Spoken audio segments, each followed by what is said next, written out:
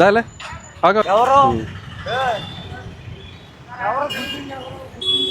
ఎవరు ఎడలా బండు గుద్దావా అక్కడ ఊదు ఒకసారి దా మందు ఫస్ట్ ఆఫ్ ఆల్ మీరు మందు తాగారు ఆడినెవరో గుద్దారు నా బండి వేసుకెళ్ళి నేను వచ్చాను. బండి నడిపింది ఎవరు ఇప్పుడు పట్టుకున్నప్పుడు నేను నువ్వు పట్టుకున్నప్పుడు నువ్వే నడిపి నేను నడిపానా నేనే నడిపాను. ఓకే కానీ బండి వాళ్ళు గొడవ అవుతుందంటే నేను నాకు భయం వేస్తున్నారు నువ్వు మాట్లాడుతుంటే నేను ఎక్కడ బండి నడిపాను తాగాను నేనే నడిపాను. కానీ వాడికి కేసు చేసేది నేను వచ్చా. మందు తాగి బండి నడపచ్చా? నేను దాకూడదు.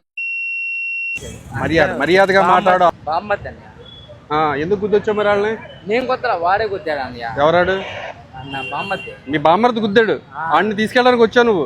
ఆయన తీసుకెళ్తాం వస్తే వాడికి గుద్దాడు అంట. నాకు తెలియదు. మరి నువ్వు మందు తాగింది నడుపుతున్నావు బండి? వాడికి ఎక్కువైపోయింది. నేను తీసుకెళ్తున్నా ఈలోపు హెల్మెట్ పెట్టుకుందాం అనుకున్నా. మీరు ఇక్కడ సిగ్నల్ పట్టుకున్నారు. మరి మందు తాగితే నీకు ఎంత ఫైన్ పడుతుందో తెలుసా? ఎంత చెప్పు? 2000 1000 సర్లే. మందు తాగితే కోర్టులో పెడతారు తెలుసాగా ఆ విషయం కూడా? మరి ఎందుకు మరి మందు తాగి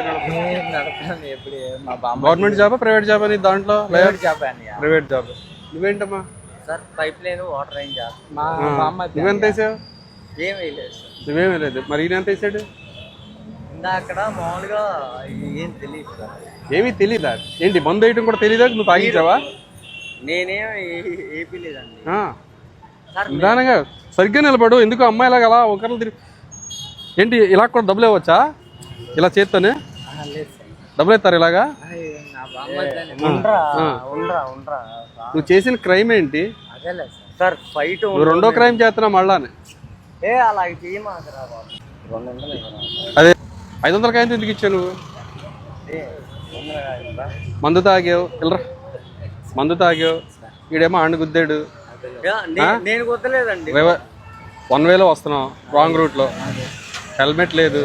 నాకు తెలిసి నీకు లైసెన్స్ ఉందా లేదా కూడా నాకు లేదు. ఒక్కసారి అండి మేము మొన్న కేసు గురించి పెట్టుకున్నాం సార్. హెల్మెట్ లేదు.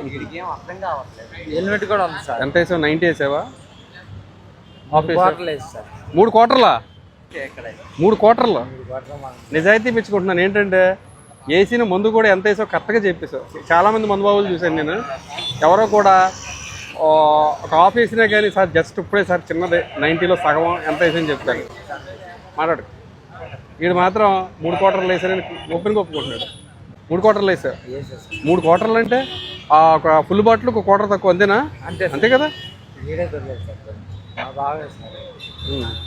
ఏమనుకోమాకండి సార్. ఒకసారి ఇన్ఛార్జ్ సార్. ఒకసారి వదిలేను సార్. తాళాలు నువ్వు చేసిన తప్పుగా ఏదో వదిలేనా?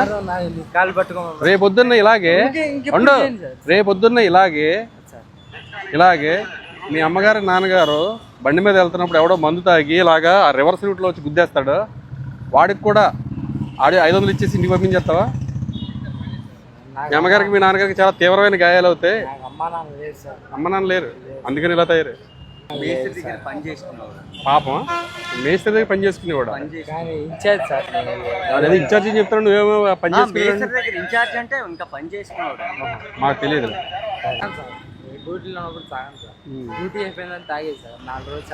సరేనమ్మా. ఇప్పుడు ఏంటంటే నీకు డ్రంక్ అండ్ డ్రైవ్ కేసు పెడతాము. బండి అయితే మా దగ్గర పెట్టుకుంటాం. నీకు మందు దిగిన తర్వాత రేపు పొద్దున్న రా బండి తీసుకుని వెళ్ళి. కానీ నీకు చెప్పేది తింటావా? ఓకేనా? రేపు పొద్దున్న మందు దిగిన తర్వాత తీసిరా. ఓకేనా? ఇప్పుడే కదా మమ్మీ డాడీ ఇద్దరు లేరన్నా? ఇప్పుడు అమ్మ వచ్చింది మళ్ళానే.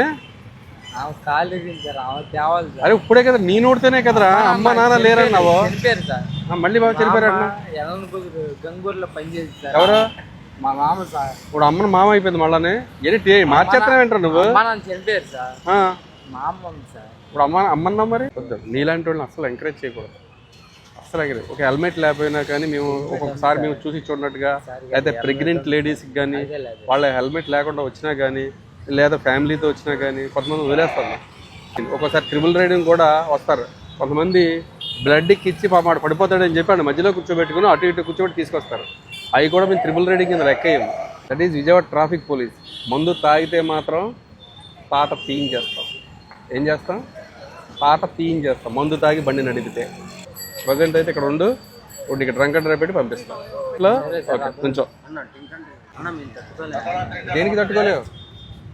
3 క్వార్టర్ల మందు వేయగలిగిన కెపాసిటీ ఉన్నవాడు డ్రంక్ అండ్ డ్రైవ్ పెద్ద మీకు విషయమే కాదు. 3 క్వార్టర్లు అంటే మామూలు కెపాసిటీ కాదు మీది. ఏంటి చేయబట్టుకుంటుంది దూరంగా ఏంటి ఏమన్నా సారీ ఏం చదువుకున్నా ఏంటది అంటే నాకు తెలియదు. ఎంఈసిఎస్ అంటే నిజంగా నాకు తెలియదురా.